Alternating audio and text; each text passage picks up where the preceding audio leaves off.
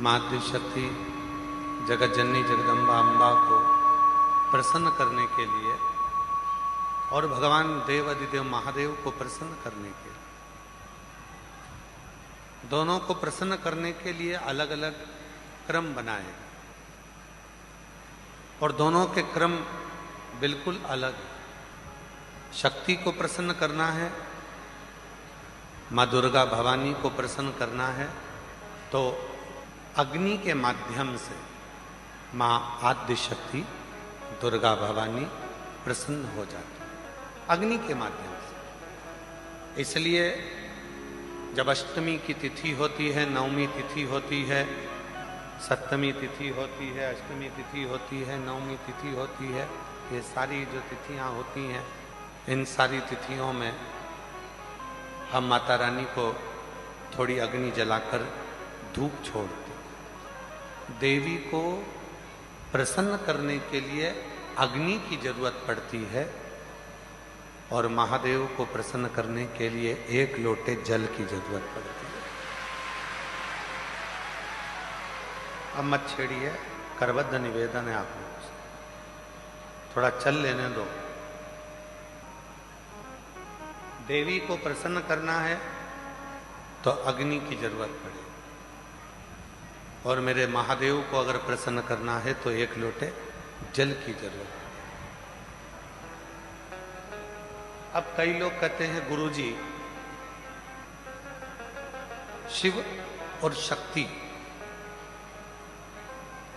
दोनों को ही प्रसन्न करना है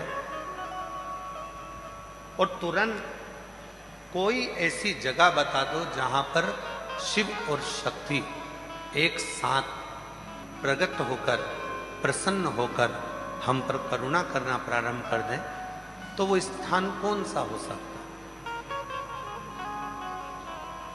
तो शिव महापुराण में उमा संहिता में एक स्थान ऐसा बताया, बेलपत्र का वृक्ष।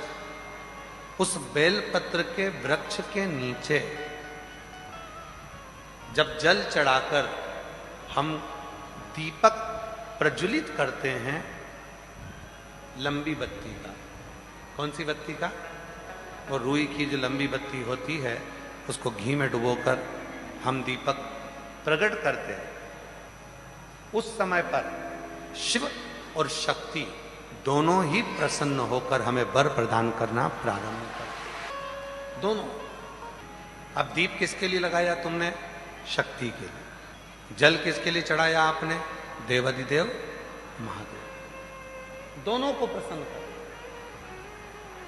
और देवी को जब कोई दीप लगता है, कुल देवी को, मां आद्य शक्ति जगत जननी जगदम्बा दुर्गा भवानी को, मां वीणा वादनी को, मां शारदा को, मां संतोषी को, मां लक्ष्मी को, मां जगत जननी दुर्गा भवानी को, कोई भी माता को यदि दीपक लगाया जाता है तो वो बत्ती गोल नहीं होती, वो फूल बत्ती का नहीं होता। मां आद्य शक्ति, मां जगत जननी दुर्गा भवानी को, लक्ष्मी को, शारदा भवानी को, मां वीणा वादनी को, मां पार्वती को, भगवान मां आद्य जगत जननी दुर्गा भवानी को अगर कोई दीप लगाया जाता है तो वो बत्ती हमेशा लंबी हो। लंबी बत्ती क्यों? गोल बत्ती क्यों नहीं? तो कहा, जब हम मां आद्य शक्ति जगत जननी को लंबी बत्ती का दीपक लगाते हैं तो हमारा वंश बढ़ता चले जाता है, वो वंश घटता नहीं। वो वंश नहीं घटता, बढ़ता। इसलिए शिव और शक्ति, देवी को अगर प्रसन्न करना है तो अग्नि से होगा और अगर महादेव को प्रसन्न करना है तो जल से।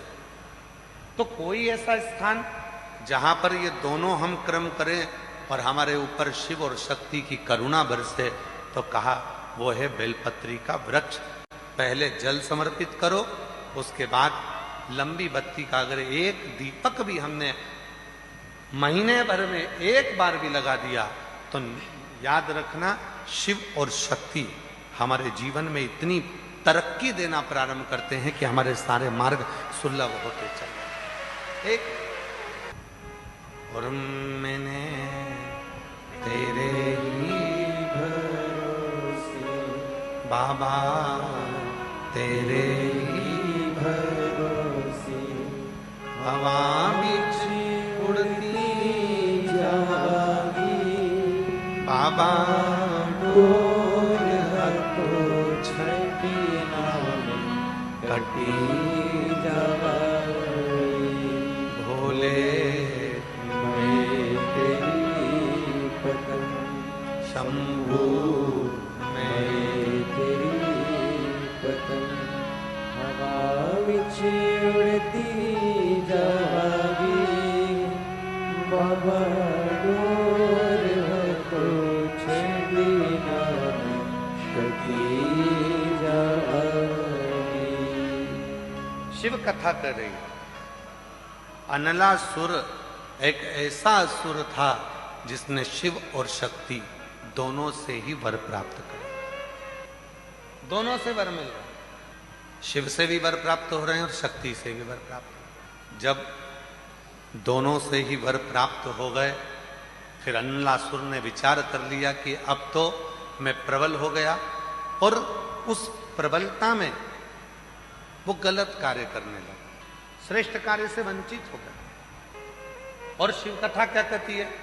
पद मिले, प्रतिष्ठा मिले, धन मिले, वैभव मिले, सत्ता मिले, कुर्सी मिले, तो प्रयास करना उसका सदुपयोग करना, दुरुपयोग नहीं। सदुपयोग कर।